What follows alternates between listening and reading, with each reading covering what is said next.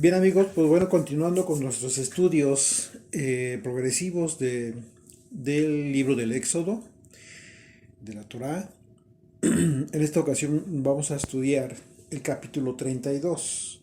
Es un capítulo interesante, muy impresionante, porque está relacionado con el tema de la idolatría, el aspecto más trascendente y que incluso los apóstoles citan para referirse a las actitudes equivocadas que el pueblo en un momento dado puede llegar a tener, pero de lo que en un momento dado también nosotros tenemos que cuidarnos mucho.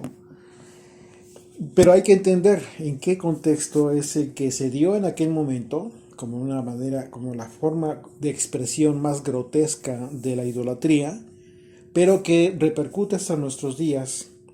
Lo importante, lo interesante es saber, conocer en qué sentido es que hoy en día continúa esta actitud de idolatría presentándose en el pueblo de Israel, porque para ello tenemos que analizar la esencia de la actitud que tuvieron en aquel entonces los israelitas al pie del monte Sinaí. Recordemos que en el capítulo 24 del libro de Éxodo, nosotros estudiamos el evento en el que Dios ordenó que subieran al monte Sinaí tanto Moisés como los ancianos del pueblo, junto con Aarón y sus hijos. Dios le dijo a Moisés que le entregaría las tablas de la ley que servirían como testimonio del pacto que Israel había hecho con Dios. Ustedes recordarán que hizo esta promesa al Señor.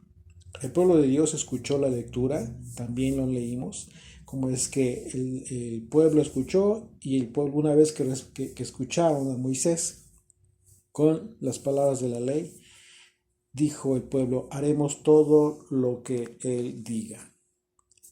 Y después de ello, para sellar el pacto, ¿qué fue lo que hizo Moisés? Moisés roció sobre los israelitas sangre. Así es de que, bueno, ¿qué les parece si me acompañan? Vamos a recordar este evento porque es importante como antecedente de esto que vamos a analizar en el capítulo 32. Vamos al capítulo 24 del libro de Éxodo a partir del versículo 3. Dice, y Moisés vino y contó al pueblo todas las palabras del Señor y todas las leyes, y todo el pueblo respondió a una voz y dijo, haremos todas las palabras que el Señor ha dicho. Y Moisés escribió todas las palabras del Señor y levantándose de mañana edificó un altar al pie del monte y 12 columnas según las 12 tribus de Israel. En su momento recordarán que vimos todo este simbolismo relacionado con las tribus de Israel, lo que representan estas columnas, etcétera. Y envió jóvenes de los hijos de Israel, los cuales ofrecieron holocaustos y becerros como sacrificios de paz al Señor. Verso 6. Y Moisés tomó la mitad de la sangre y la puso en tazones y esparció la otra mitad de la sangre sobre el altar y tomó el libro del pacto y lo leyó a oídos del pueblo, el cual dijo, aquí es donde hace la confirmación el pueblo, lo que ya habían dicho desde el capítulo 19, recordarán antes de que el Señor se manifestara ahí en Sinaí, que dijo, haremos todas las cosas que el Señor ha dicho y obedeceremos. Verso 8 dice, entonces Moisés tomó la sangre y roció sobre el pueblo y dijo, he aquí la sangre del pacto que el Señor ha hecho con vosotros sobre todas estas cosas. Esta es la sangre que selló el pacto entre Dios y su pueblo. Y aquí lo relevante, porque fue un pacto que muy pronto el pueblo finalmente violaría. Verso 9, y subieron Moisés y Aarón, Nadab y Abiú, 70 de los ancianos de Israel, y vieron al Dios de Israel, y había debajo de sus pies como un embalsado de zafiro, semejante al cielo cuando está sereno. Mas no extendió su mano sobre los príncipes de los hijos de Israel, y vieron a Dios, y comieron y bebieron. Entonces el Señor dijo a Moisés, sube a mí al monte y espera allá. y te daré las tablas de piedra. Aquí está la promesa. Aquí está el anticipo de estas tablas de piedra que el Señor le entregaría. Y por lo cual Moisés estuvo durante 40 días y 40 noches. Dice, y la ley y mandamientos que he escrito para enseñarles. Y se levantó Moisés con Josué su servidor, y Moisés subió al monte de Dios y dijo a los ancianos, esperadnos aquí hasta que volvamos a vosotros. Y aquí Aarón y Hur están con vosotros. El que tuviera asuntos, acuda a ellos. Entonces Moisés subió al monte y una nube cubrió el monte, y la gloria del Señor reposó sobre el monte Sinaí, y la nube lo cubrió por 6 días. Y al séptimo día llamó a Moisés en el medio de la nube, y la apariencia de la gloria del Señor era como un fuego abrasador en la cumbre del monte a los ojos de los hijos de Israel. Y entró Moisés en medio de la nube y subió al monte, y estuvo Moisés en el monte 40 días y 40 noches. Aquí vemos claramente que fue Moisés únicamente el que estuvo frente al Señor durante todo este tiempo, como se describe en el verso 18, 40 días y 40 noches. Así es que mientras que Moisés estaba recibiendo las tablas del pacto, el pueblo de Israel estaba esperando a Moisés para que bajara de Sinaí. Sin embargo, bueno, aquí el problema fue que el pueblo perdió la paciencia, pero también perdió la fe, y este es un gran problema. Al mismo tiempo que perdió la paciencia el pueblo, perdió la fe y cayó en deslealtad ante uno de los aspectos en el que el hombre es débil cuando vive en la carne. Y esto, ¿de qué estamos hablando? De la confianza en sí mismos, pero dejando de confiar en Dios. Es decir, no es malo tener confianza en sí mismo, claro que no. De hecho, en ocasiones nos ayuda esta actitud, pero nos perjudica cuando nos olvidamos de confiar en el Señor. Con lo cual, en la mayoría de las veces se cae en la idolatría. Y aquí está la esencia de la actitud. ¿Por qué? Porque estás confiando en tus propios méritos, en tus propios medios, en tus propias expectativas. Y en consecuencia, en la ingratitud del pueblo, en este caso, como en lo que sucedió con el pueblo de Israel, ellos llegaron a considerar que los dioses creados por ellos mismos les iban a sacar, que les habían sacado de Egipto, les iban a sacar adelante. En ese capítulo, nosotros vemos que la falta de fe puede verse reflejada en la falta de confianza en Dios acerca del cumplimiento de sus promesas. Pues bien, acompáñenme en sus Biblias, por favor, capítulo 32, y vamos a leer desde el versículo 1. Dice, viendo el pueblo que Moisés tardaba en descender del monte, se acercaron entonces a Aarón y le dijeron, levántate, haznos dioses que vayan delante de nosotros, porque a este Moisés, el varón que nos sacó de la tierra de Egipto, no sabemos qué le haya acontecido. Bueno, la impaciencia de los israelitas, estaba generando el inicio de lo que sería una apostasía que traería graves consecuencias para el pueblo y todas sus descendencias. Pero al mismo tiempo mostraba en realidad la incapacidad del pueblo para creer en los planes divinos del Señor. Recordemos que ellos ya sabían lo que iba a acontecer. Dios les prometió que los llevaría a la tierra prometida, etc. Y lo más inmediato es que cuando menos tuvieron que haber esperado a que Moisés descendiera. Sin embargo, no esperaron ni un día, un poco más. Simple y sencillamente, ellos se desesperaron y cayeron en este error. Versículo 2.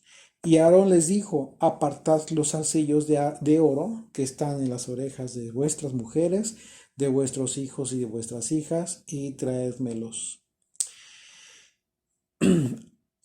En ocasiones podemos leer artículos bibliografía que tratan de justificar la actitud de Aarón.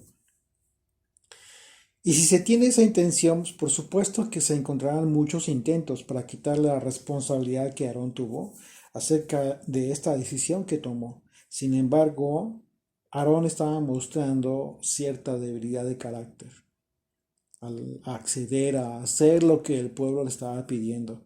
Esta actitud de Aarón fue expuesta una vez más, ustedes recordarán, junto con su hermana Miriam. Ellos murmuraron contra Moisés. No dice que solamente, la escritura dice que los dos, a pesar de que en aquella ocasión solo Miriam sufrió la lepra como castigo por parte del Señor, nos queda muy claro que Aarón también pecó en esta segunda ocasión. Así es de que nosotros vamos a ver que la única justificación que en realidad no le ayuda en nada a Aarón fue que pretendió darle honra a Dios, pero de una manera que no fue la que ordenó el Señor. O sea, a lo más que se puede pretender justificar es una vez más a otro error. Hacer las cosas como no le agradaron al Señor, como no lo ordenó el Señor. Y esto representa una actitud muy común hoy en día, si ustedes se dan cuenta. Veamos cómo es que nos reflejamos o nos hemos reflejado en algún momento en la propia actitud de Aarón. Porque no solo en las religiones cristianas de todo el mundo, sino incluso en la religión judía, en que hoy en día los hombres han creado formas, bueno, desde hace mucho tiempo, los hombres, los religiosos han creado formas bajo sus propias perspectivas de vivir una fe que en ocasiones, pues lastimosamente resulta ser ajena a la fe que nos heredó Yeshua, por supuesto, y que la fe y a la fe que nosotros podemos ver reflejada a través de la enseñanza de los apóstoles en sus cartas. Mire, por ejemplo, en el cristianismo hoy en día se acostumbra a llevar a cabo rituales religiosos que jamás pidió Dios, como por ejemplo, bueno, y hay muchos, ¿sí? Eh, Cómo es que la religión en un momento dado eh, trata de rendirle honor al nombre del Señor, pero de forma equivocada. Tal es el caso, por ejemplo, de las celebraciones de Semana Santa. Ustedes saben todo lo que se hace en ese tiempo, en que se realizan rituales que nada tienen que ver con el culto de santidad, como sería bíblicamente la celebración de la Pascua en realidad, que sí es lo que enseñó Yeshua, pero el caso es que el hombre se creó una celebración a un modo que, aunque su objetivo fue rendirle culto al Señor, al Creador, en realidad la llamada Semana Santa nada tiene que ver con un culto que debemos rendirle, como está escrito en la Biblia. Como este ejemplo, podríamos mencionar muchos casos, como por ejemplo la famosa Navidad, que nada tiene que ver con la fe de Jesucristo, mucho menos con el evento de su nacimiento, por supuesto. Y esto es histórico, o sea, no solamente tiene que ver con dogmas, sino tiene que ver con un aspecto de historia en que si nosotros nos metemos a investigar y a leer y hacer cuentas acerca de los tiempos de la vida de Jesucristo, el tiempo de su ministerio, etcétera, etcétera, vamos a darnos cuenta que Jesucristo no nació en esta época en la que el mundo celebra la famosa Navidad. Por otro lado, en el caso de la religión judía, por ejemplo, hablando de la Pascua, los observantes, los religiosos, llevan a cabo esta celebración utilizando elementos totalmente ajenos a los elementos previstos por la ley que el Señor le dio a Moisés. Porque independientemente de que le asignen simbolismos determinados que tratan de relacionar con la fe, lo cierto, la verdad es que hacerlo de una forma diferente al mandamiento bíblico resulta lo mismo, en cierto modo, que lo que sucedió con Aarón. Porque no importó que edificara un altar, como vamos a ver, que Aarón edificó un altar después de que construyó este becerro de oro. Lo cierto es que Aarón pecó, Como hoy en día peca todo aquel que bajo su propia iniciativa se crea una forma diferente de culto a Dios, ofreciendo y haciendo rituales y cualquier cosa que Dios no ordenó.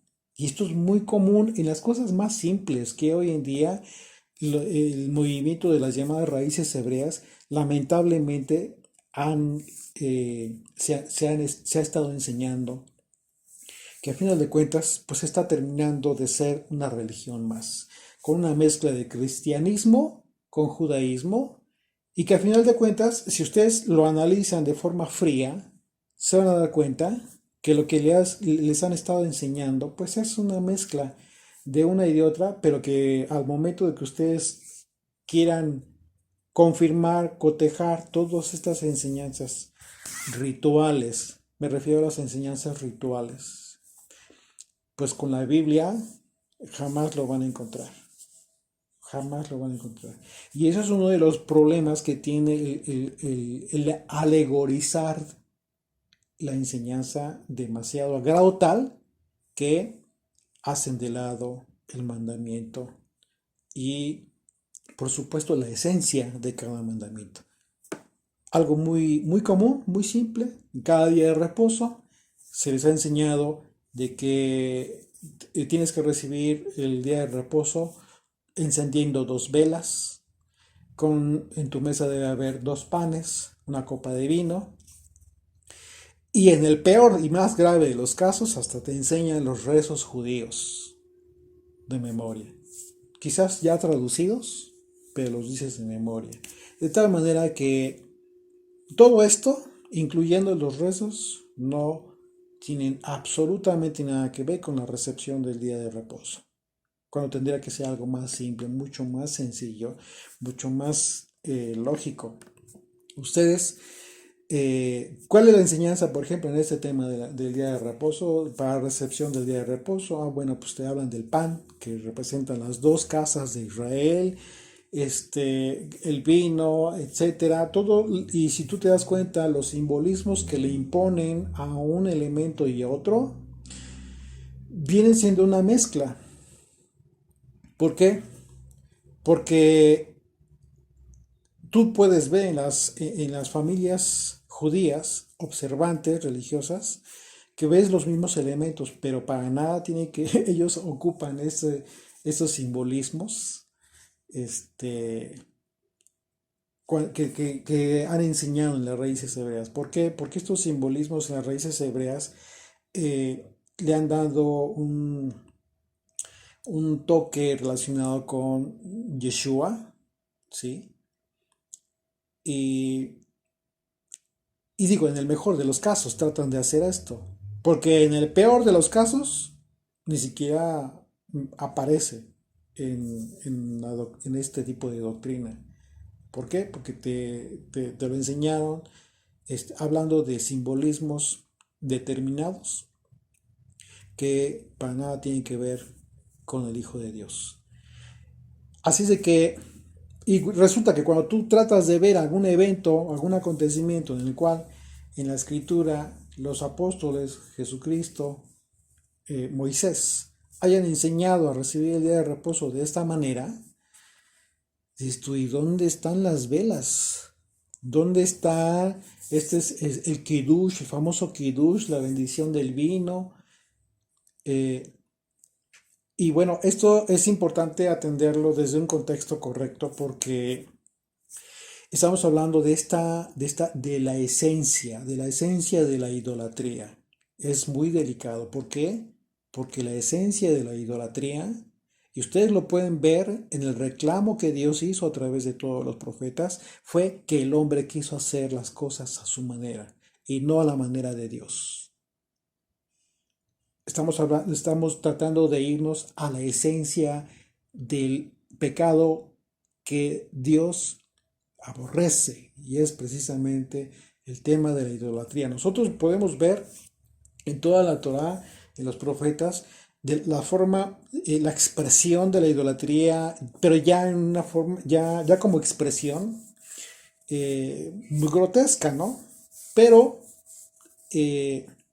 recuerden que para poder entender qué fue lo que llevó al hombre a hacer esto y aquello, tenemos que irnos a la esencia de las actitudes de las personas. Y en este caso, ustedes se van a dar cuenta, van a coincidir en todos los casos de idolatría que el hombre quiso hacer las cosas a su manera, a su forma. Quiso rendirle culto a Dios, pero a su manera. Y eso para Dios es una idolatría que a final de cuentas el Señor lo castigó, el Señor siempre lo ha sancionado y continuará haciéndolo. Así que en estos casos que mencionamos, la misma ausencia que existió para una justificante en beneficio de Aarón, hoy en día también existe una total ausencia de justificación para todos aquellos que pretenden rendir honor a Dios haciendo cosas que el Señor no pidió ni determinó en su ley, como para rendirle culto a Él. Aquí no hay cabida para los sentimentalismos, como decían, pues es que es algo muy bonito. Porque, te voy a explicar por qué. Porque una persona que está en la religión cristiana te va a decir lo mismo de Navidad, de su árbol, de las luces, de los regalos, porque es una fecha, una época en la que se reúnen, incluso porque pueden, por cuestiones laborales, se reúnen las familias. Y te van a decir, oye, pues es algo muy bonito. O sea, no hay justificación ni de un lado ni del otro. Si es que estamos hablando de la Biblia, si es que estamos hablando de la Escritura, de la fidelidad que decimos tener a la palabra del Señor. Somos infieles en el momento en que hacemos cosas que el Señor no pidió, solo porque te los enseña un líder que de repente falló y se fue al judaísmo y se regresa, se arrepintió y ya no sabe cómo arreglar las cosas. ¿Por qué? Porque al final de cuentas continúa con el mismo tipo de enseñanza que no reconoce y en el peor de los casos aborrece al Hijo de Dios, aquel que a ti y a mí nos está llevando de regreso al Padre. Así es de que si estás de regreso al Padre, no te alejes de su mano, no sueltes su mano para andar, para coquetear con quienes en un momento dado, por el momento, tienen un juicio sobre ellos para no reconocer al Hijo de Dios. Pero bueno, continuamos con y quise hacer este paréntesis acerca de la esencia de la actitud, porque muchas veces se deja de lado, cuando debería ser lo más importante, no perder de vista y nuestra atención, la actitud en las personas, que es lo que hace que nazca en cada quien determinado tipo de idolatría. La idolatría incluso a ti mismo, a tus propias perspectivas de vida, ¿no? Es muy fácil decir, bueno, yo hago de mi vida lo que quiero y al rato te consideras justo a ti mismo. Cuidado, cuidado. ¿Por qué? Porque fue justo lo que sucedió con los israelitas y con lo que sucedió con Aarón. Se olvidaron de confiar y de obedecer a lo que Dios hizo y que hicieran las cosas como el Señor les ordenó. Verso 3 de Éxodo 32 dice, entonces todo el pueblo apartó los arcillos de oro que tenían en sus orejas y los trajeron a Aarón, y él los tomó de las manos de ellos y le dio forma con buril e hizo de ello un becerro de fundición. Entonces dijeron, Israel, estos son tus dioses que te sacaron de la tierra de Egipto. Terrible, terrible a dónde puede llegar la actitud equivocada. Ustedes tienen que ir viendo en el contexto de este capítulo cómo es que en realidad la actitud como la intención más bien, la intención del pueblo de Aarón, pues no fue darle la espalda al Señor, sino hacer ¿qué fue lo que hicieron? ¿Cuál fue la intención de ellos? A su manera, dirigirse a Dios, pero de esta manera, ¿no? Y a pesar de que dice estos son tus dioses que te sacaron de Egipto. Recuerden que la palabra Dios es Elohim, que independientemente que en la escritura nosotros vemos que es una palabra plural en el hebreo, Elohim, tiene que referirse en un momento dado, se refiere en determinado contexto a uno solo. Aquí vemos que efectivamente, ¿qué fue lo que pasó? ¿Qué hizo Aarón? No hizo dos becerros, hizo un becerro de oro. Pero dice la escritura, estos son tus dioses que te sacaron, estos son tu Elohim que te sacó de la tierra de Egipto. Lo que ellos tuvieron fue la intención, pero una vez más, aunque su intención fue buena, la forma, la actitud que tomaron fue equivocada. Y esto se conoce, ustedes lo saben, como el pecado de idolatría del becerro de oro. Así es que esta es la esencia de la idolatría, la actitud que pretende de pretender obtener cualquier cosa bajo tus propios méritos. Y hablando ya de manera general, esta actitud es exactamente la actitud contraria por la que podemos conservar nosotros la salvación que tanto anhelamos, dependiendo del Señor, atendiendo al Señor, a lo que el Señor ha prometido. Recordemos que el apóstol Pablo, hablando de la gracia por la que hemos sido salvos, él expresó que nosotros somos salvos, pero no por las obras que pudiéramos realizar, con el propósito de alcanzarla. No te sirven tus propias obras bajo esta perspectiva. ¿Cuál perspectiva? De tus propios méritos, sintiéndote lo suficientemente capaz para alcanzar a tener la salvación. Por eso expresó que somos salvos, pero no por las obras que pudiéramos realizar. Y esto lo expresó Pablo en el contexto de la advertencia de la vanagloria en la que pudiéramos nosotros caer. Efesios 2, versículos 8 y 9 dice, porque por gracia sois salvos por medio de la fe. ¿Qué?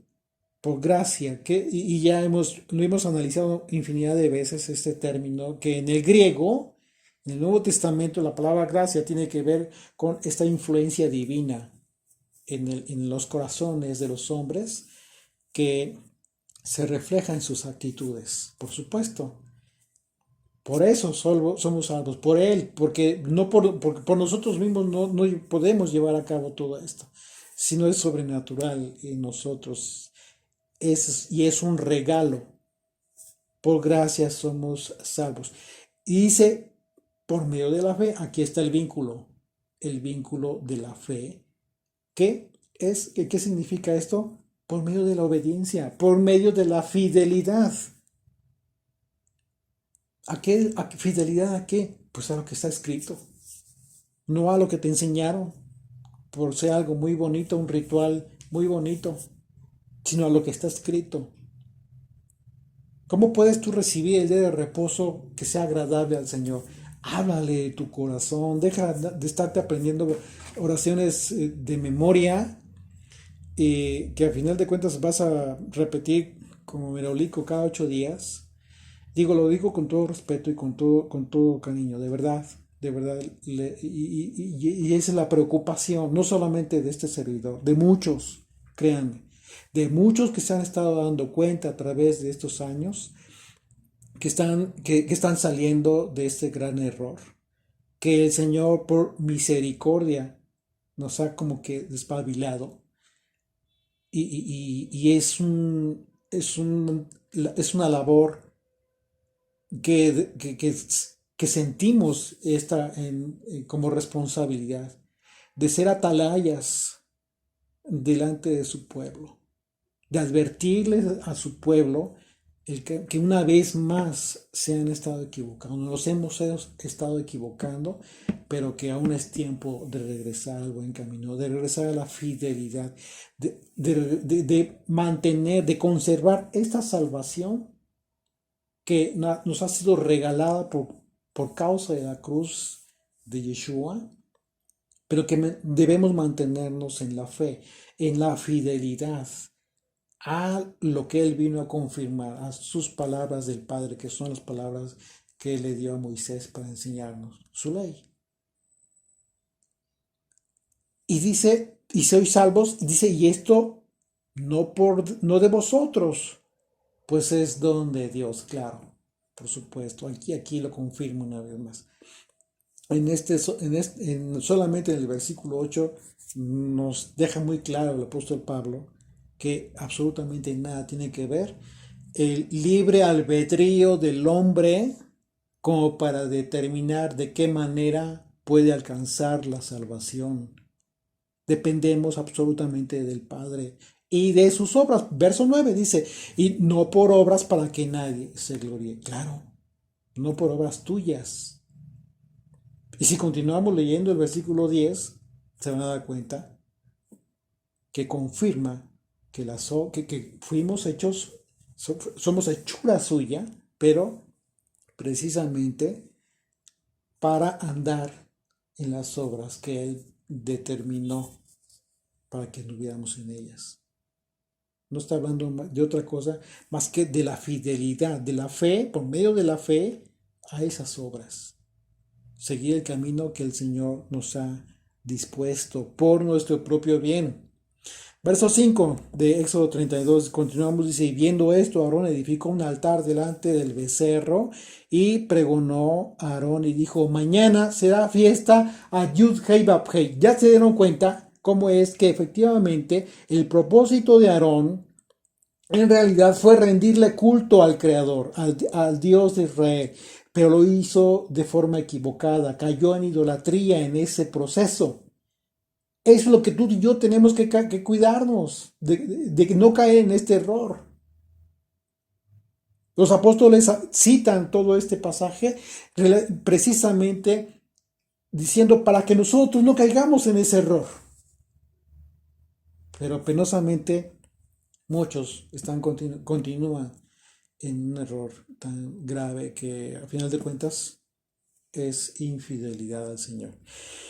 Así que aquí podemos ver claramente que esto que pretendió Aarón, pues no fue realmente llevar a cabo una actitud de, a propósito de infidelidad, ¿sí? De una forma descarada. En su perspectiva no era esa su intención. Y eso es, por supuesto, lo más peligroso. Hablando de la esencia de las actitudes, esa es la actitud más peligrosa. Porque eso nos advierte de la sutileza de las actitudes equivocadas y que nos pueden llevar a la idolatría, pero sin ser conscientes de dicha infidelidad al Señor. Acompáñenme en sus Biblias, por favor, al capítulo 44 del libro de Isaías, de la profecía de Isaías, por favor. Vamos a leer a partir del versículo 9. Dice, los formadores de imágenes de talla, todos ellos son vanidad. Y bueno, independientemente de que el texto habla de imágenes como la expresión más grotesca de la idolatría, te está hablando de una actitud, de la actitud esencial, la esencial actitud que te lleva a eso, que es la vanidad. Y si somos sinceros, la determinación de las personas para hacer las cosas a su modo tiene que ver precisamente con este pecado, con el pecado de la vanidad. Dice, y lo más precioso de ellos para nada es útil, y ellos mismos son testigos para su confusión, de que los ídolos no ven ni entienden. ¿Quién formó un Dios y quién fundó una imagen que para nada es de provecho? Pregunta. He aquí que todos los suyos sean avergonzados porque los artífices mismos son hombres. Todos se juntarán. Está hablando de artífice, de maquinación, de hechura, de obras. ¿Ok? Son obras de hombres, pretendiendo obtener un beneficio divino a través de esto que los hombres mismos hacen. Es decir, tus propios atributos. Una vez más, verso 11, he aquí que todos los suyos sean avergonzados porque los artífices mismos son hombres. Todos ellos se juntarán, se presentarán, se asombrarán y serán avergonzados a una. El herrero toma la tenaza, trabaja en las ascuas, le da forma con los martillos y trabaja en ello con las fuerzas de su brazo. Luego tiene hambre y le faltan las fuerzas, no bebe agua y se desmaya. El carpintero tiende la regla, lo señala con alambre, lo labra con los cepillos, le da figura con el compás, lo hace en forma de varón, a semejanza de hombre hermoso para tenerlo en casa. ¿Te das cuenta cómo es que lo que te está expresando de forma expresa el profeta es la obra de los hombres, de manera general? Pero al principio habló de la esencia, es decir, de la vanidad, de esto que el hombre mismo se crea. Verso 14. Corta cedros y toma ciprés y encina que crecen entre los árboles del bosque, planta pino que se críe con la lluvia. De él se sirve luego el hombre para quemar. Y toma de ellos para calentarse. Enciende también el horno y cuece panes, hace además un dios y lo adora. Fabrica un ídolo y se arrodilla delante de él. Parte del leño quema en el fuego, con parte de él come carne, prepara un asado y se sacia. Después se calienta y dice, oh, me he calentado, he visto el fuego. Y hace del sobrante un dios, un ídolo suyo. Se postra delante de él, lo adora y le ruega diciendo, líbrame, porque mi Dios eres tú. No saben ni entienden, porque cerrados están sus ojos para no ver y su corazón para no entender. Aquí el profeta está aterrizando ya en la actitud de las personas que caen en la idolatría, pero sin darse cuenta. Si tú te das cuenta, aquí obviamente la expresión es tan grotesca de la idolatría acerca de los ídolos y lo que resulta tan fútil la elaboración de un ídolo de madera, que si tú te quedas solamente con eso, pues es muy fácil decir, bueno, pues yo no estoy en idolatría, ¿no? Es más, yo jamás hice eso. Pero te estás olvidando de que la palabra del Señor permanece para siempre. ¿Y con qué propósito? Permanece hasta tus días precisamente para advertirte de no caer en este mismo error.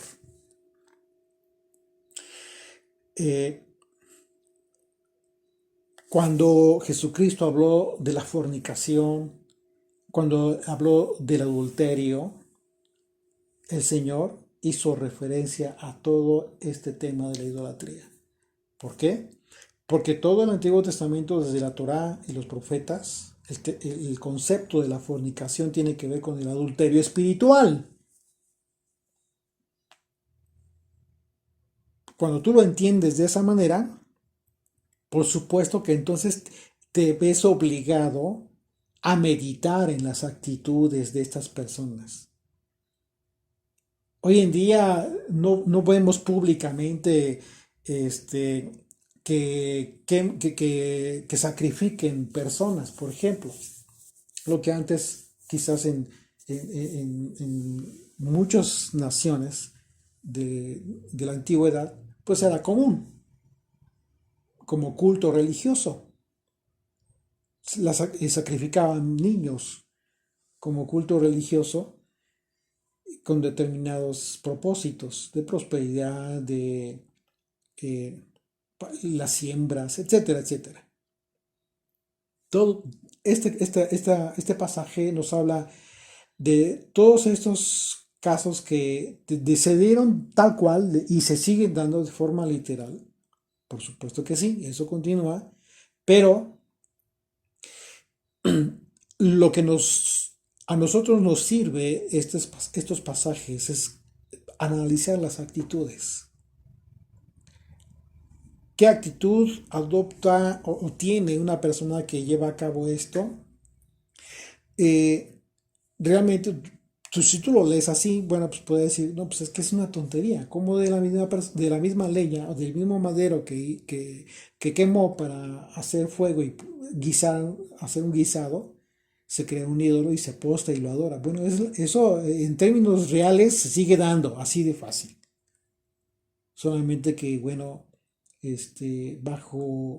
bajo la mentira de que lo oran, lo santifican, en fin, algo que por supuesto no tiene nada que ver de santidad.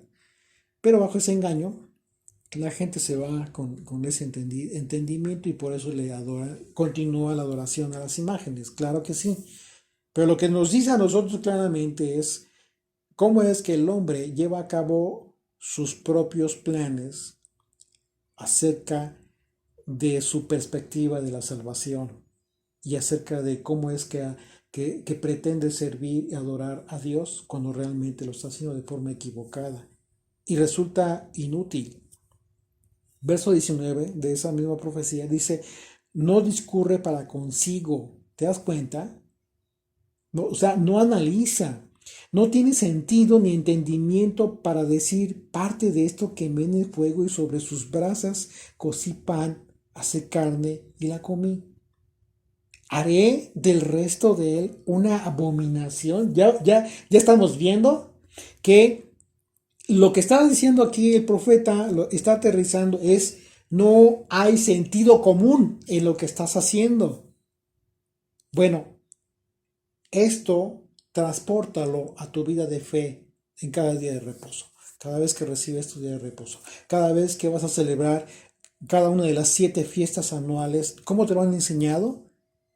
¿Qué es lo que cómo es que llevas a cabo tu famoso Seder de Pesaj?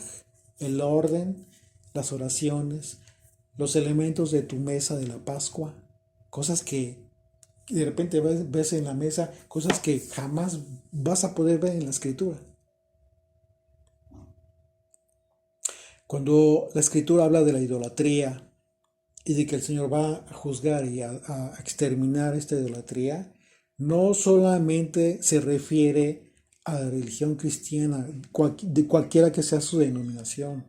Por supuesto que el juicio comienza por la propia casa y va a comenzar con Judá. Créanlo. Lo anunciaron los apóstoles, lo sentenció Jesucristo, lo anunciaron los profetas y lo va a cumplir el Señor. Una vez más, verso 19, no discurre para consigo, no tiene sentido ni entendimiento para decir. Parte de esto quemé en el fuego y sobre sus brasas cocí pan, hacé carne y la comí. ¿Haré del resto de él una abominación? ¿Me postraré delante de un tronco de árbol? De ceniza se alimenta, su corazón engañado le desvía. Para que no libre su alma ni diga, ¿no es pura mentira lo que tengo en mi mano derecha? Qué terrible, qué terrible llegar a ese sentido común en donde te dice la propia escritura qué es lo que estás haciendo, que yo no ordené. Y qué temor, qué temor. Por esa razón seguiremos insistiendo en la falsa enseñanza acerca de la fe que nos heredó el Hijo de Dios. Todo aquello, absolutamente todo aquello que Él nos enseñó, lo reprochamos y les invitamos con todo nuestro cariño para que lo rechacen de igual manera. Reciban de quien ustedes quieran, reciban de mucho. Miren, hay muchísima gente en todo el mundo, siervos fieles al Señor, que con un corazón sincero guardan la fidelidad al Señor. Pero de nada sirve siervos con un corazón sincero, pero engañoso, porque se han engañado a sí mismos y así enseñan a los demás. La invitación es a que te alimentes, no importa de qué ministerio. De verdad, ese es el sincero deseo de nosotros. Que busques la verdad, que te alimentes de la verdad. Porque hay mucho, les decía, hay muchos siervos en todo el mundo y oramos nosotros por todos los siervos de todo el mundo que son fieles al Señor, porque están llevando el alimento espiritual. Pero cuando son fieles, a ellos se escucha y como dijo el Señor, como dijo Yeshua, le dijo al pueblo, cuando se sienten en la cátedra de Moisés, hagan lo que dicen. ¿Por qué? Porque estaban leyendo a Moisés. Pero no hagan lo que ellos hacen. ¿A qué se refirió? Bueno, a todo lo que te han enseñado. Todo el tema de rituales, de cosas bonitas, de judaísmo, que a final de cuentas no enseñó él. Continuamos en el capítulo 32, versículo 6 dice, y al día siguiente madrugaron y ofrecieron holocaustos y presentaron ofrendas de paz y se sentó el pueblo a comer y a beber y se levantó a regocijarse.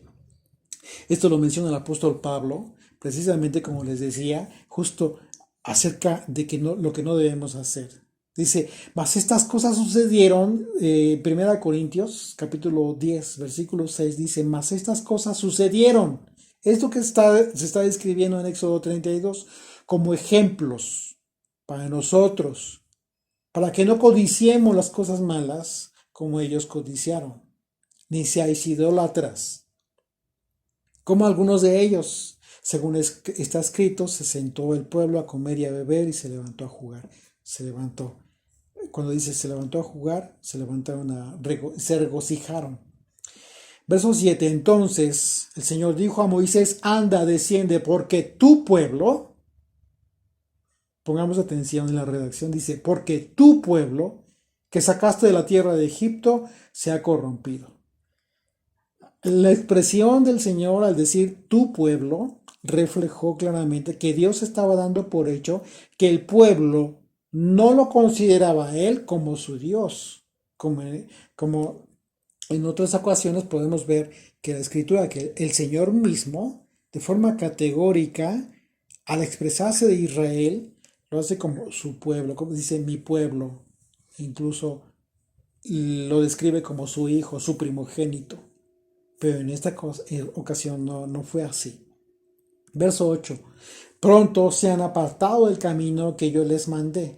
¿Y qué nos dice esto que dijo el Señor? Así le dice a Moisés, tu pueblo. Pues esto nos dice claramente que el momento que dejas de hacer lo que Él describió, lo que Él ordenó, y pretendes rendirle culto, como ya lo analizamos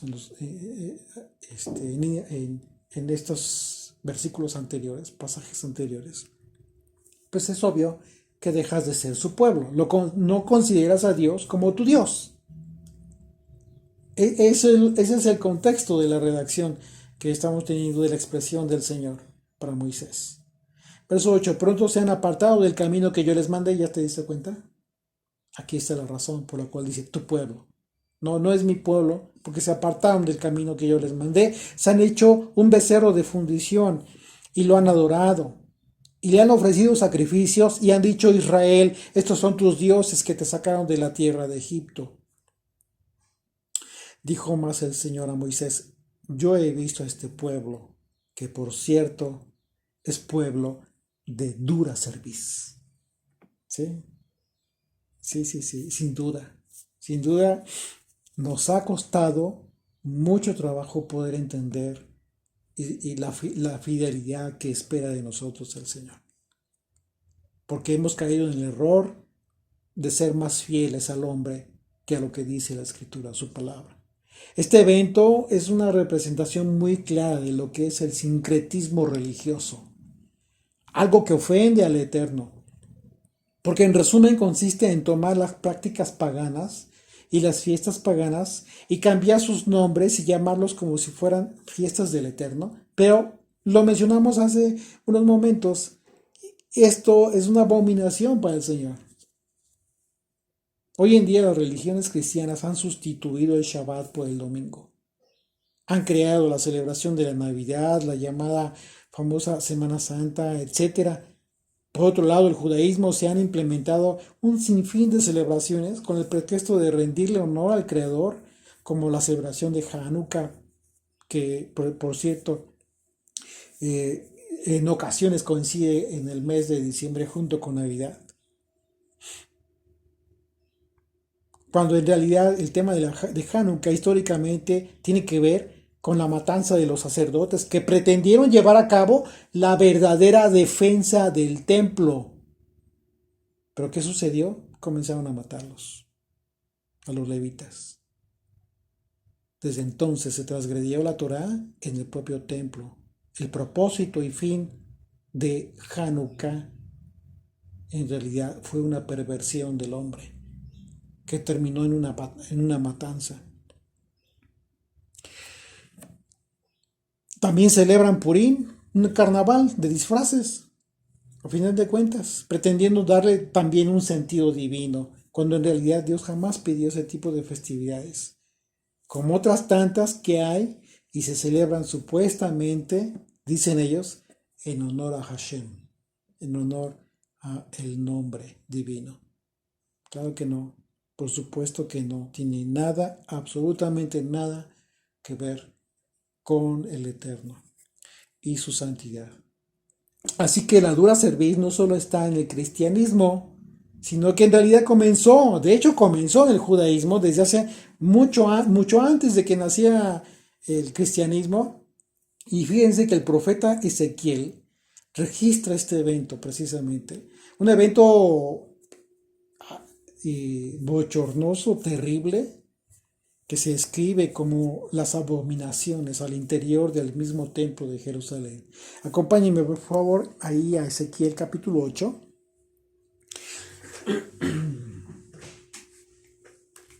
Desde el versículo 1.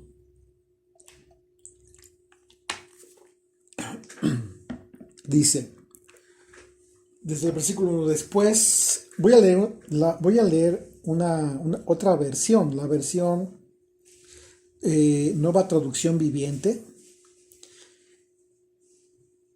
Se han dado cuenta de lo que expresó el profeta Ezequiel. Dice, después, el 17 de septiembre, durante el 6º año de la cautividad del rey Joaquín, mientras los líderes de Judá estaban en pie en mi casa, el Señor soberano puso su mano sobre mí. Vi una figura con apariencia de hombre, de lo que parecía ser una cintura, ser su cintura para abajo parecía una llama encendida. De la cintura para arriba tenía aspecto de ámbar reluciente. Extendió algo que parecía ser una mano y me tomó del cabello. Luego el Espíritu me elevó al cielo y me transportó a Jerusalén en una visión que procedía de Dios. Me llevó a la puerta norte del atrio interior del templo, donde hay un ídolo grande que ha provocado los celos del Señor. Verso 4. De pronto estaba allí la gloria del Dios de Israel, tal como yo lo había visto antes en el valle.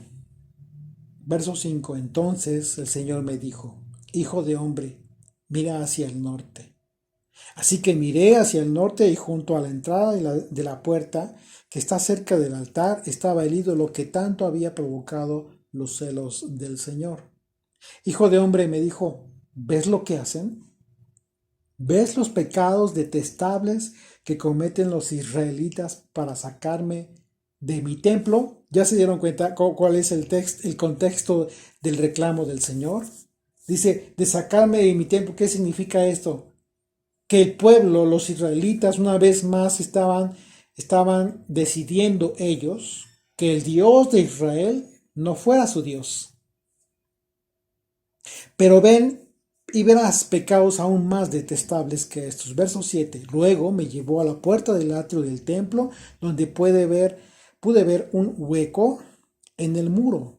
Me dijo, ahora, hijo de hombre, cava en el muro. Entonces cavé en el muro y hallé una entrada escondida. Entra, me dijo, y mira los pecados perversos y detestables que cometen ahí. Entonces entré y vi las paredes cubiertas con grabados de toda clase de reptiles y criaturas detestables. También vi los diversos ídolos a los que rendía culto el pueblo de Israel. Allí había de pie 70 líderes de Israel y en el centro estaba Jaazanías, hijo de Safán. Todos tenían en la mano un recipiente para quemar incienso. Recordemos que en el capítulo 31 vimos el tema del incienso, la quema del incienso, lo que representa el incienso y que de acuerdo a Apocalipsis, este incienso también está relacionado con las oraciones de los santos. Sin embargo, también vemos acerca del mandamiento para no quemar, no ofrecer a Dios incienso extraño. Y fíjense lo que dice aquí. Tenían todos en la mano un recipiente para quemar incienso y cada recipiente se elevaba y de cada recipiente se elevaba una nube de incienso por encima de sus cabezas.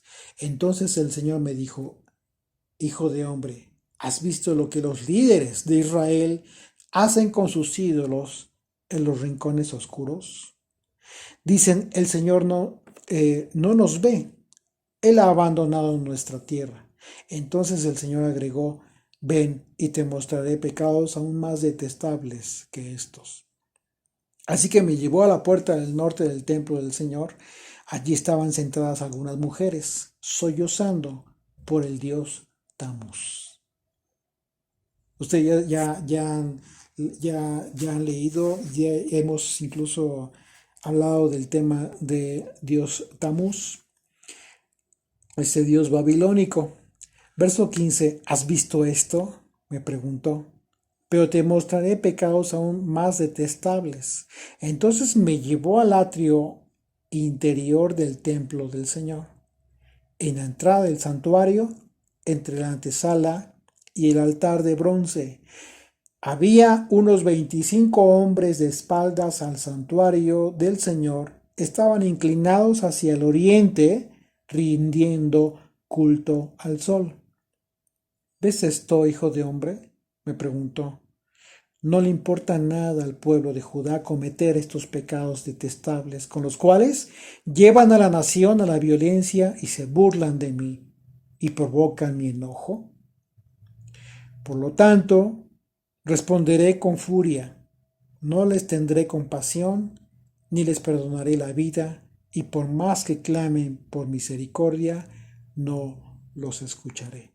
Aquí está la sentencia respecto a la idolatría en que el pueblo de Judá haya caído desde entonces. Así es de que la pregunta que nos debemos de hacer, digo una pregunta lógica, es ¿qué no acaso la religión católica que tanto se juzga y que critica, que nació hasta el siglo IV después de Jesucristo, no es parte de lo mismo que tanto final de cuentas ellos toman de ello?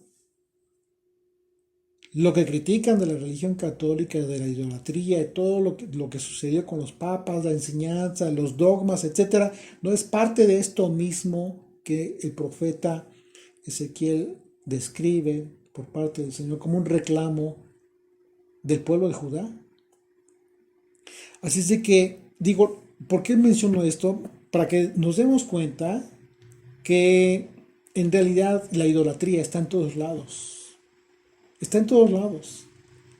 Y hacemos mucho mal en solo fijar la mirada acusatoria a un solo destino. Y no significa para nada que yo esté de acuerdo con la Iglesia Católica. Para nada. Por supuesto que no. Ni la idolatría, absolutamente. Nada que ver. Pero hay que ser justos. Si vamos a hacer o tratar de ser justos, lo más justos posible, y tratar de tener una perspectiva equilibrada acerca de dónde realmente nace la idolatría más terrible. Y esta, si ustedes se dan cuenta, simplemente por el orden cronológico, pues bueno, pregúntense o chequen la historia, ¿cuándo es que nace la Iglesia Católica? ¿Cuándo es que nace el cristianismo?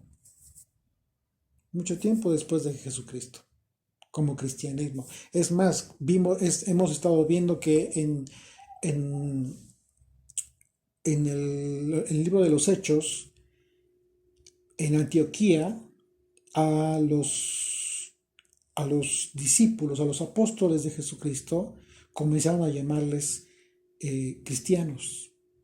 Pero el contexto es diferente a la religión cristiana, tal cual se conoció después. Es decir, ¿por qué cristianos? Porque analizamos el concepto de cristiano en el hebreo, que tiene que ver con los seguidores del Mashiach, del Mesías. Cristo es Mashiach, el Mesías en el hebreo. Cristiano o Meshijim son los seguidores del Mesías, del ungido. ¿Okay? Así de que el contexto era diferente, pero eran judíos, nacieron judíos y obviamente comenzaron a llegar muchos extranjeros, pero no se adherían a una religión judía, sino a la fe de Jesucristo. Y en eso fueron muy cuidadosos los apóstoles, como lo vimos en el capítulo 15 del libro del libro de los Hechos. Así es que bueno, continuamos ahí en el verso 32, perdón, verso 10 de Éxodo 32, dice: ahora pues déjame que se encienda mi ira. El Señor estaba muy molesto con Israel y los consuma, y de ti yo haré una nación grande. Imagínate la tentación para Moisés, cuando le dijo el Señor: de ti haré una nación grande. Pero veamos la respuesta de Moisés. Entonces Moisés oró en su presencia al Señor su Dios y dijo: oh Señor, ¿por qué se encenderá tu furor contra tu pueblo que tú sacaste de la tierra de Egipto con gran poder y con mano fuerte? Porque han de hablar los egipcios diciendo: para mal los sacó, para matarlos en los montes y para raerlos de sobre la faz de la tierra. Vuélvete de tu ardor, del ardor de tu ira, y arrepiéntete de este mal contra tu pueblo. Acuérdate de Abraham, de Isaac y de Israel, tus siervos, a los cuales has jurado por ti mismo, y les has dicho: yo multiplicaré vuestra descendencia como las estrellas del cielo, y daré a vuestra descendencia toda esta tierra de que he hablado. Y la tomarán por heredad para siempre. Entonces el Señor se arrepintió del mal que dijo que había de hacer a su pueblo. Si ustedes se dan cuenta, en esta expresión de Moisés, al haber intercedido por el pueblo, al mismo tiempo intercedió por el propio nombre y la honra y el honor del Dios de Israel, a fin de que los pueblos que sabían de Israel y de su Dios no blasfemaran en su contra. Así que, de acuerdo a la expresión en el sentido de que Dios se arrepintió, también eso es importante aclararlo, en el hebreo se describe como que Dios lamentó y suspiró por este acontecimiento y en consecuencia manifestó su misericordia. No es el arrepentimiento de decir una cosa y decir después otra. No es en ese sentido. Hay que entender cómo es que la escritura se refiere cuando Dios se arrepiente de algo. Verso 15: y volvió Moisés y descendió del monte trayendo en su mano las 2 tablas del testimonio, las tablas escritas por ambos lados, de uno y de otro lado estaban escritas, y las tablas eran obra de Dios, y la escritura era escritura de Dios grabada sobre las tablas. Cuando oyó Josué el clamor del pueblo que gritaba, dijo a Moisés: alarido de pelea hay en el campamento. Y él respondió: no es voz de alarido de fuertes, ni voz de alarido de débiles. Voz de cantar oigo yo. Y aconteció que cuando él llegó al campamento y vio el becerro y las danzas, ardió la ira de Moisés.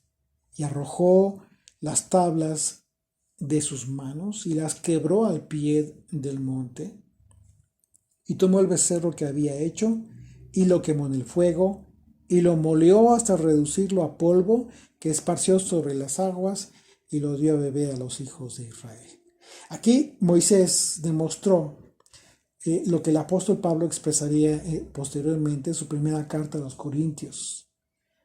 Capítulo 8, verso 4 dice: acerca pues de las viandas que se sacrifican a los ídolos, sabemos que un ídolo nada es en el mundo y que no hay más que un Dios. Simple y sencillamente lo deshizo, lo quemó, Si este ídolo fue destruido de esta manera por Moisés, será claro a los ojos de todos los israelitas que ese ídolo nada podría hacer para ellos.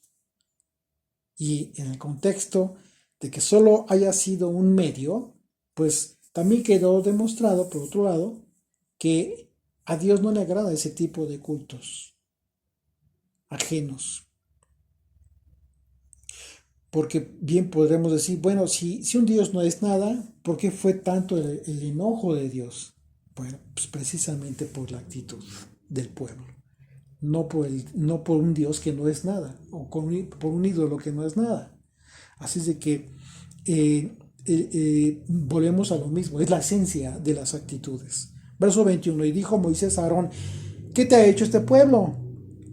¿Qué has traído sobre él tan gran pecado? Y respondió Aarón, no se enoje mi señor, tú conoces al pueblo que es inclinado al mal, porque me dijeron, haznos dioses que vayan delante de nosotros, porque a este Moisés, el varón que Dios, que nos sacó de la tierra de Egipto, no sabemos qué le haya acontecido.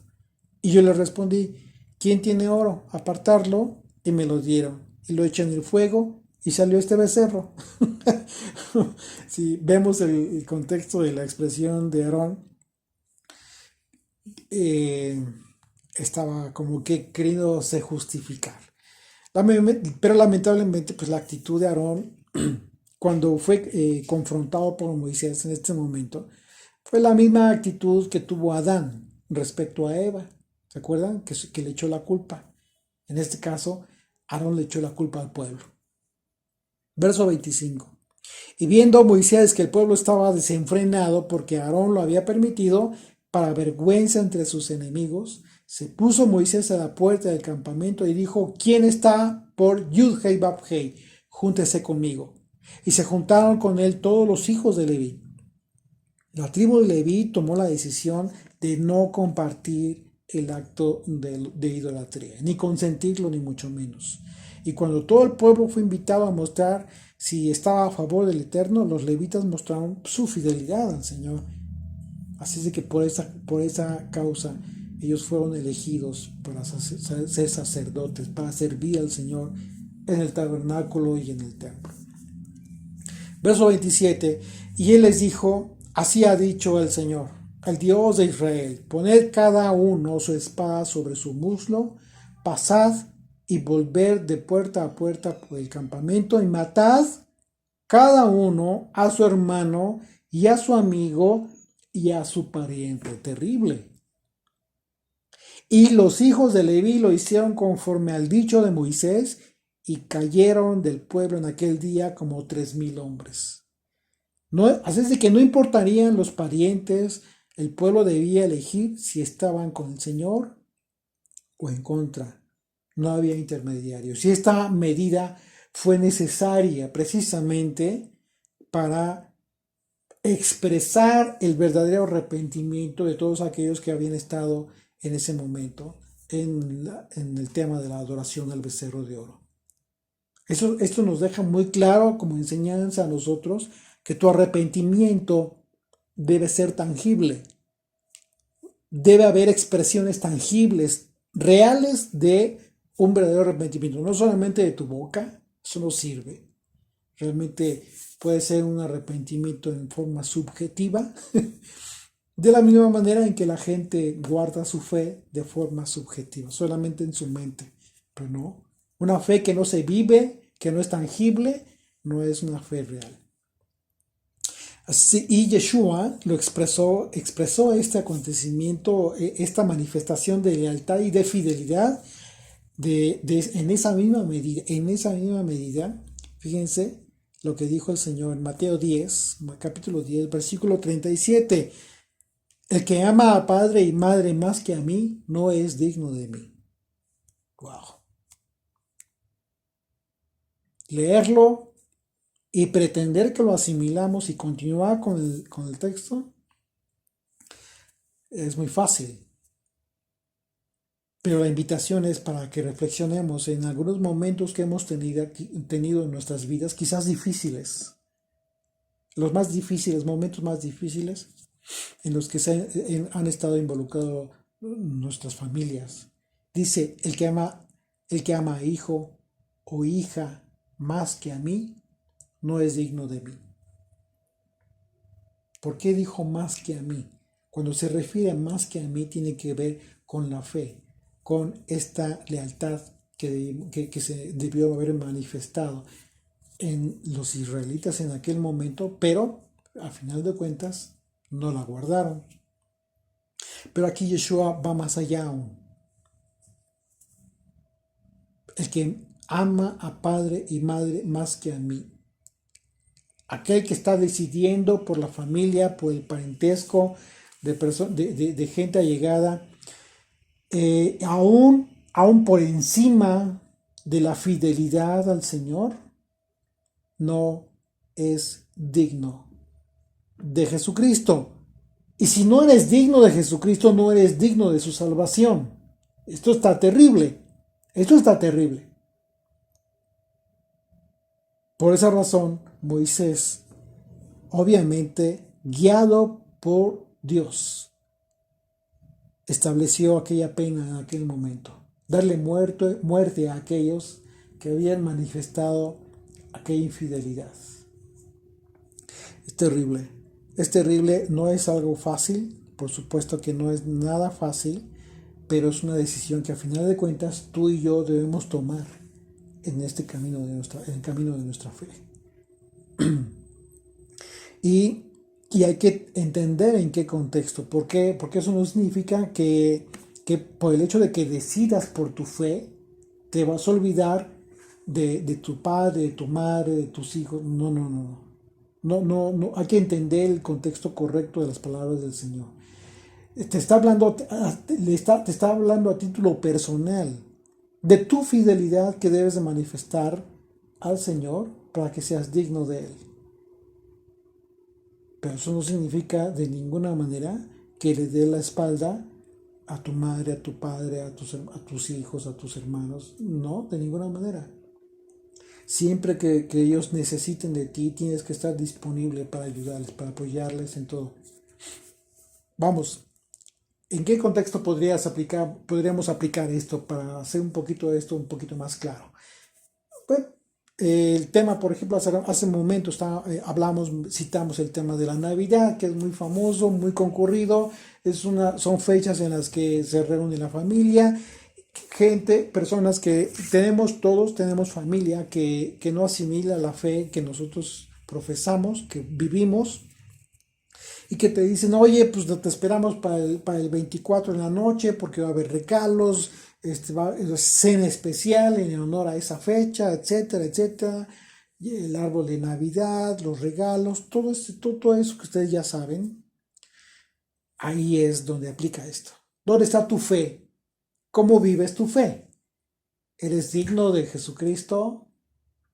Créeme, el hecho de que no vayas esa noche, que no te reúnas con quienes festejan todavía este tema de la idolatría, que aunque no tengan esa intención, sabemos que en la esencia así es. Ahí está la esencia de la idolatría en todo eso. El hecho de que no te reúnas con tu papá, con tu mamá, con tus hermanos, con tus hijos, etc., de ninguna manera significa que los dejes de amar. No. Significa que estás atendiendo la advertencia de Jesucristo cuando Él dijo, el que ama a padre, a madre más que a mí, no es digno de mí.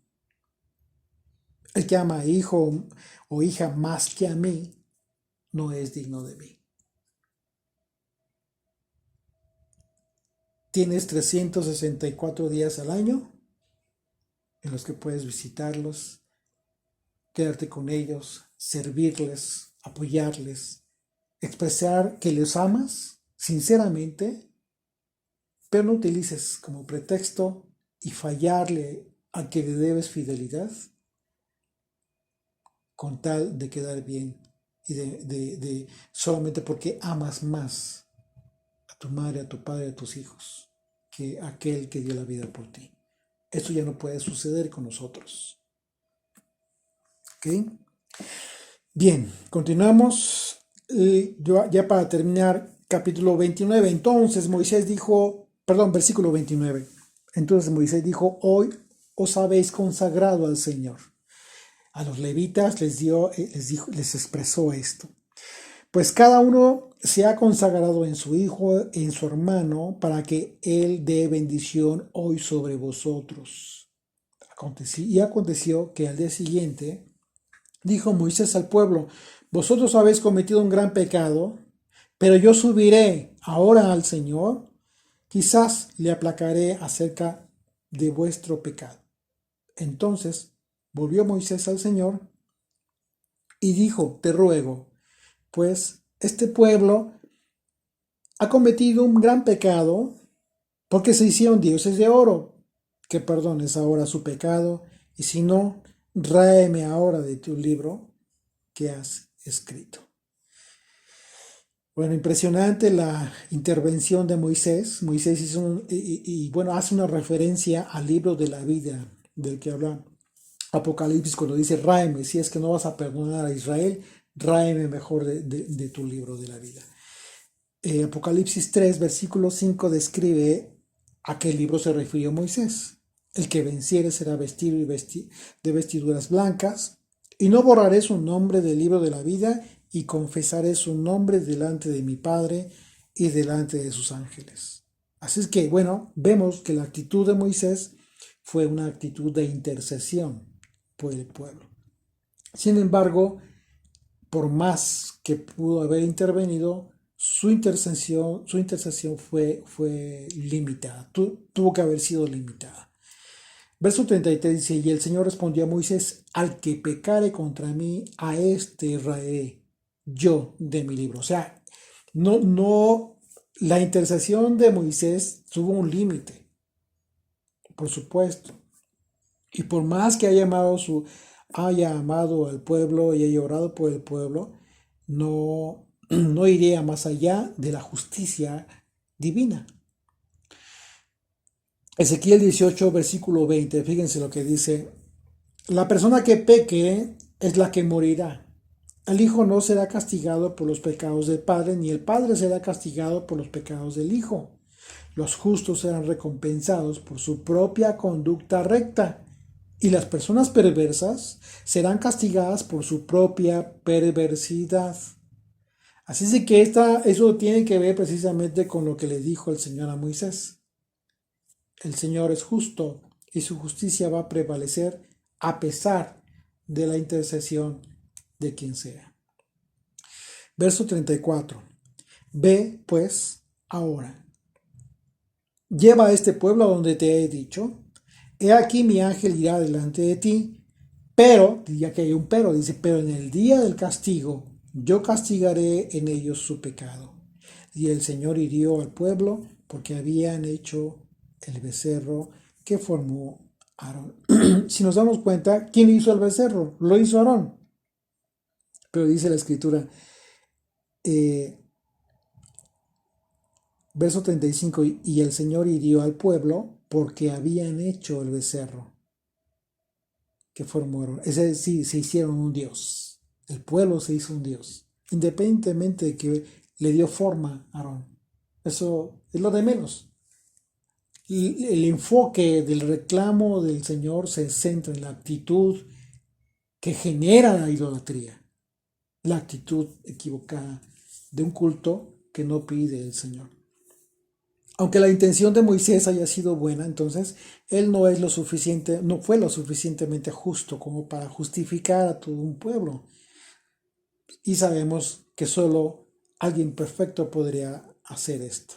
Y este fue Yeshua. A través de la experiencia de Moisés, al pedir perdón por el pecado del becerro de oro y ofrecerse como sustituto, vemos la sombra de la revelación de Yeshua como el Mesías, quien entregó su vida por nosotros. Yeshua murió por todo el mundo, pero quienes reciben su perdón y expiación solo son aquellos que reconocen su pecado y en consecuencia se arrepienten. Siendo justificados gratuitamente por su gracia mediante la redención que es en el Mesías Yeshua, a quien Dios puso como propiciación por medio de la fe, en su sangre para manifestar su justicia, a causa de haber pasado por alto en su paciencia los pecados pasados, con la mira de manifestar en este tiempo su justicia, a fin de que Él sea el justo y el que justifica al que es de la fe de Yeshua. Señor, gracias, Padre Santo, por tu enseñanza, por permitirnos darnos cuenta de las actitudes que debemos evitar a fin de no caer, Señor, en el pecado que tú abominas, la idolatría, el adulterio espiritual, la falsa fidelidad que en ocasiones hemos decidido tener hacia ti, Señor.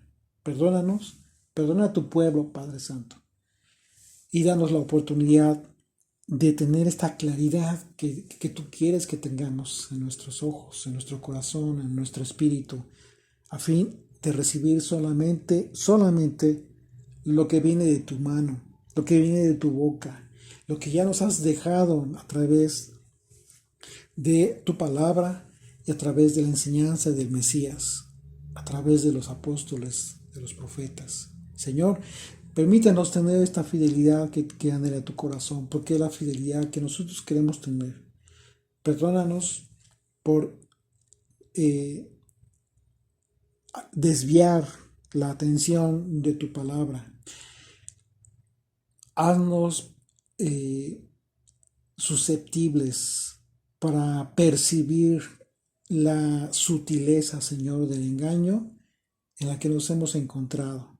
Y permítanos regresar a la sencillez, a la simpleza, a la santidad de tu palabra. Porque sabemos que ese es el único camino que nos va a permitir recibir aquello que nosotros anhelamos, tu salvación. Para que en un momento dado tengamos la plena certidumbre de que solo hemos sido justificados por el único que justifica, por Jesucristo, el amado en nuestro corazón.